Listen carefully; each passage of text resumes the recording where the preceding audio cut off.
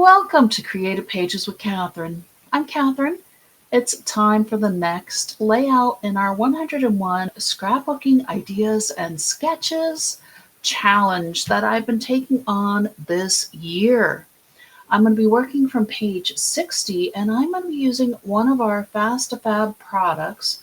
I have one from the Serene Waters collection, which unfortunately has sold out in the time between when I was putting the layout together and getting the video filmed and released. So I want to show you all where you can find the Fast to Fab products that are currently available on the website, and it can easily be adapted to any of these. You can see my picture up here in the corner. I sure would love to be your advisor if you don't already have one. And I'm happy to answer any scrapbooking questions for you as well. But we're talking about Fast to Fab today, so I put Fast to Fab up here in where the little magnifying glass is on the website.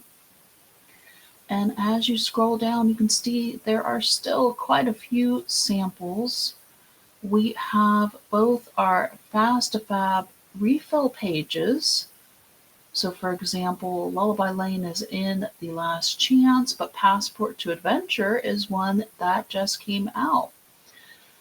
And we also have some Fast to Fab inspired designer paper packs as well. So this one is Serenity here. So you can see there's definitely quite a few options. As I scroll through, you can also get ones that come with an album as well, or in an album. So mine are refill pages, but work with what you would like. This is also the Something Blue Fast to Fab bundle. That's one of the ones I mentioned in my collection intro. With that, as well as there should be the Welcome Baby ones in here too. Here's a one for our Welcome Baby Fast to Fab there. We have Back to School Fast to Fab. We have Back to School Fast to Fab bundles. So there's a lot of options available on the website. And we do have our Welcome Baby gift bundles as well. So take a look. There's so much on our website to explore. Sometimes it can be a lot, I know.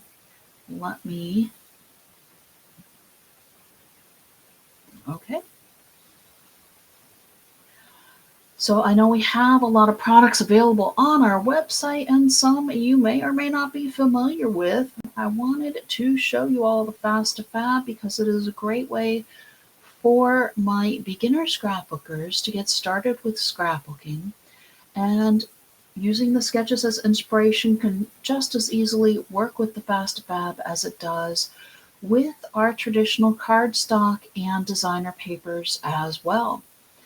So page 60 is the page we're going to be working from today. Serene Waters is the collection we're going to be working from.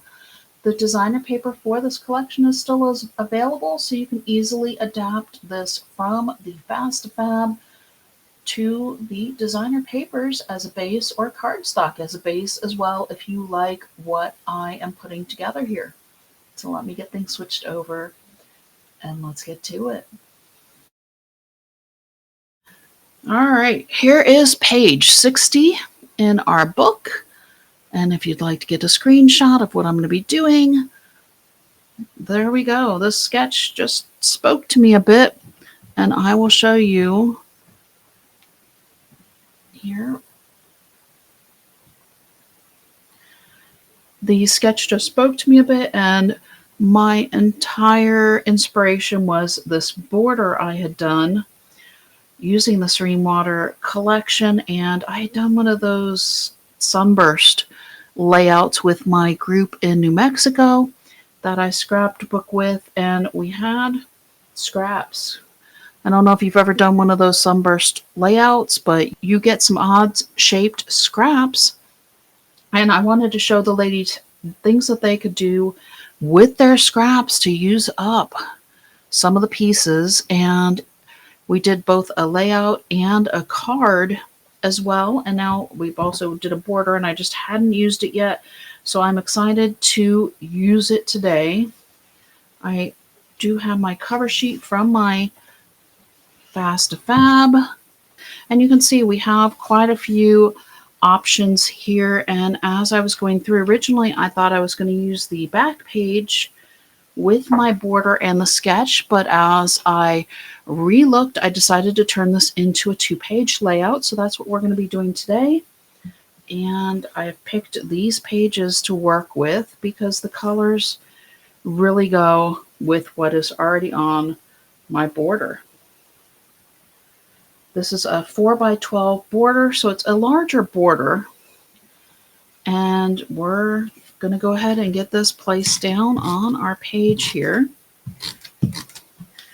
If you look at my channel, I also did use this at one point with one of our virtual crops, my Fast to Fab book. I'm actually going to line this up just directly with the bottom of the page. And this entire album may wind up in my spring sale as well. I probably will go through and finish piecing together some of the other layouts. I might even film it for you all so you can see what other pages will be available in this book. I'll probably just sell it as a completed set. Maybe somebody's taking a Caribbean vacation or something that they want to put some photos in, and you'll have some already not only Fast to Fab that you can just pop things on real quick, but pre-designed Fast to Fab for you to kind of amp it up a little bit. Okay, so my other thing that kind of cemented this whole 2-page layout for me was I found one of our laser cut borders, which are double-sided, and I liked the orange side because it brings the orange that's in my fish and my coral over onto this side of the page. And I found a matte Peace is Always Beautiful by Walt Whitman, and it had the fish on it with the single orange, and I loved that as well. Not only the sentiment, but just the colors and everything is coming together. I pulled this orange paper from our designer paper pack. It's the one that had the borders on the back side of it, or the where you can cut the sheet of paper and essentially just use them as borders on your page. And this was my other paper I picked, the one with the waves on the back of it. And the reason I picked it was because it was over here in my border as well, and that just is going to give us a cohesive look to both sides of our page. Let me grab my repositionable tape and my border mat real quick so I can get some tape on my laser cut border here quickly and not have to worry about where my tape is going. Okay. That's probably going to be it for the repositionable today for this layout. So I'm going ahead and I'm placing my border across underneath where the waves are on the bottom part of the page here. And I usually just work on the left side and then the right, but I'm kind of doing these both together here. It just seems to work. I'm going to start on the right here with my mat because that one just, like I said, cemented the whole thing for me a bit. And this one is going down here in this bottom right over about 1/2 inch from the right edge of my page here. And then I'm going to go ahead and work on this left side a little bit. I have 3 mats that I've cut from the paper. I have 2 that are 4x6 and one that is 3 3/4 by 5 3/4. So just slightly smaller so I could allow a little bit of space in between. And this is the placement is based on where it's showing in the sketch. So inspired by our sketch. And get some tape runner going. And I'm going to place this bottom one first, just kind of directly on top of my mat here. Because again, like I said, it wound up being a little bit of a larger mat than probably what I would do now. But it also is one that I did while I was still, I'm still feel like I'm kind of new to scrapbooking after I meet so many ladies who have been doing this for 20 years. But I probably would go with a 3-inch now if I could, but I'm sure that it was based on these triangles, and the scraps that I had left were probably the 4-inch range. So I did my bottom and my top corners first, and then I placed this other one about 1 inch. I will measure for you all because I know sometimes not everybody can eyeball it like I do. About 1 inch and 1/8. So yeah, basically right at 1 inch, just a little bit over if you want to get really technical about it, but I wouldn't worry about being quite so precise with this one. Moving back over to the right side here, I also have 2 4x6 mats and a 3 3/4 by 5 3/4. And like I said, I usually do the larger photos, and I like just being able to pop them on the page. But with this particular layout, it was really screaming for the 4x6 mats. And then just to get that extra one on the page, I needed to go just ever so slightly smaller. And I think it's going to be okay.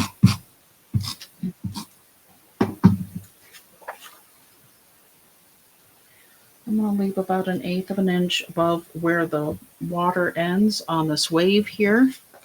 This one is going to go up and into the corner, and I'm going to overlap my mat just a little bit with these 2 photos because, of course, our photos are the star of our pages, and that's where they need to be. So this side of the page, of course, we have a little more space to work with. So I was able to space them out a little bit more because, like I said, I had that 4-inch mat I was working with there. So our journal box is going to go up here. This is just part of one of my index sheets from another paper pack. Using that as my journal box. 3 inches by 3 1/4 inches is what this little box is, and works in this extra space that we created up here. Now, if you have more journaling you want to do, you can write in any of these spaces here, depending on how your photos go onto your mats. As you all know, I don't always cut my photos to fit squared exactly in a mat. If my photo needs to go down here a little bit when I go to put it on, then that's where it would be. But like I said, this one's probably going to wind up in the spring sale. So, hopefully this is going to work for someone else's photos. And these are our little enameled bits from our embellishment pack. The fish, I thought, it goes with our whole fish thing going on here. And we're just going to go ahead and place these 3 along the bottom of this side. And I've kind of offset them just a little bit. It's not perfect by any means, but it just adds, again, repeating that orange, bringing it to flow through the page, and the blue continuing the flow through the pages as well. So there we go. That was pretty quick and painless. Here's the left side of our page with my border using up some scraps, and the right side of my page here with our mat and our little enameled fish. Okay, so let me grab back out our sketch so you can see this one. This is what I followed with putting our mats down. I did leave the border at the bottom, and it was already on the page essentially. You could easily have just left the waves that were already on the Fast to Fab page and gone ahead and put the mats just influenced from the sketch as well. Or you can take it up a notch and add these extra pieces as well.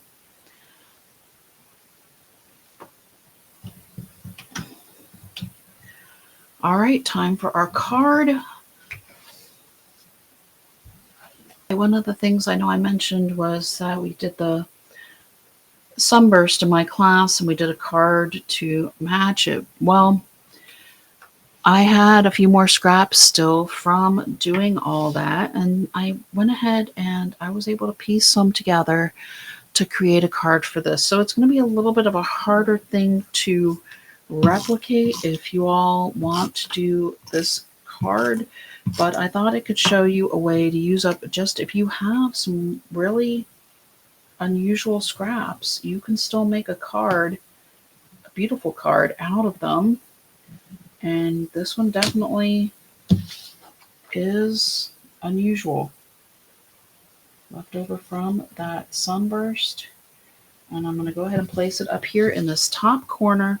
I did find a couple of pieces. This fish paper has this water wave-ish looking print on the back side of it.